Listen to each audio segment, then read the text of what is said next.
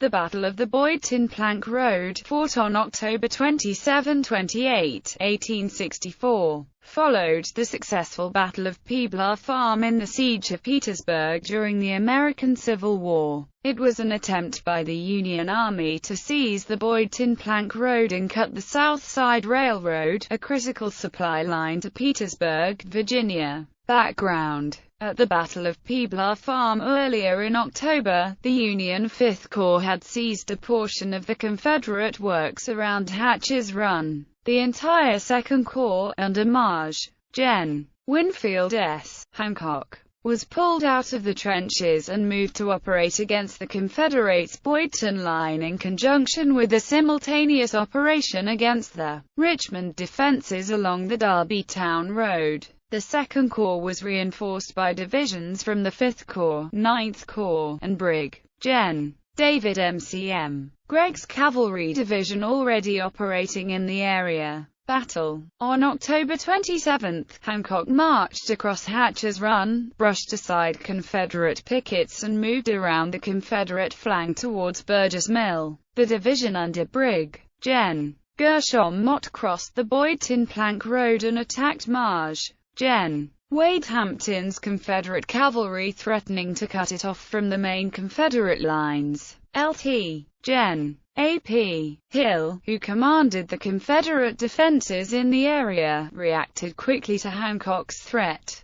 However, once his units moved to confront the Federals, Hill, in poor health, proved too sick to continue field command and turned over direction of his corps to Maj. Gen. Henry Heth. Heth put two divisions in Hancock's path, but the Federal commander drove up the Boydton Plank Road and pushed aside the opposing Confederates. At this time both Maj. Gen. George G. Meade and Lt.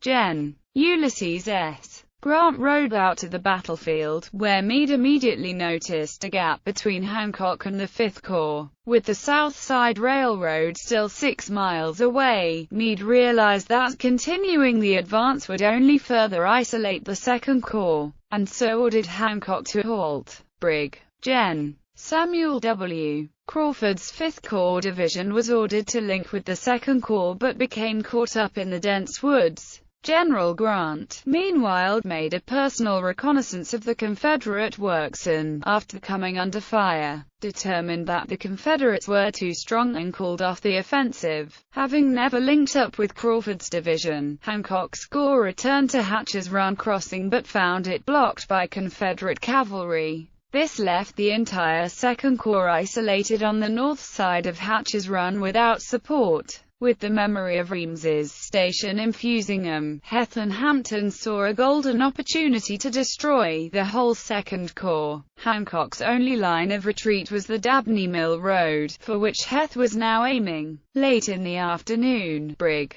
Gen. William Mahone's division attacked through the same woods that had stopped Crawford and seized the Dabney Mill Road, while a Confederate cavalry division under Maj. Gen. W.H.F. Rooney Lee moved up behind the Federals. Mahone moved so far around the Federal flank that Brig. Gen. Thomas W. Egan's Second Corps division was forced to completely change fronts. Hancock was now surrounded on 3 sides with no line of retreat. But unlike at Reams's station, the Second Corps did not panic, and Hancock seized the initiative. Mahone had almost been too successful and found his division isolated in turn. Hancock ordered an attack on both Confederate flanks. Hampton failed to hold off the Union cavalry, and Gregg was able to move up and aid in routing Mahone. The tables had thus turned, and the Confederates, now threatened with encirclement, retreated up the Boydton Plank Road. Hancock retained his hold on the Boydton Plank Road, and Grant left to him the decision whether to remain or withdraw to the initial Union lines. Although Hancock had repulsed the Confederate attack, his position was still very unstable. That night Hancock marched his men back to their original position. Aftermath. With October nearly over, both armies settled into winter quarters. The Confederates maintained their hold on the Boydton Plank Road throughout the winter. Hancock had won a tactical victory over Heather's Confederates, partially erasing the stain of the rout at Reams's Station. No further significant action occurred on any front around Petersburg for the rest of the year. The Battle of the Boydton Plank Road marked the last battle of two distinguished Union generals in the Army of the Potomac. The following month, Winfield Hancock resigned from field command due to complications with the wound he received at Gettysburg. Then in January 1865, David M.C.M. Gregg unexpectedly resigned his command. His letter of resignation alluded to an anxiety of being away from his home. Meade's Chief of Staff, Maj. Gen. Andrew A. Humphreys, assumed command of the Second Corps and would resume the offensive against the Boydton Plank Road in February of the following year.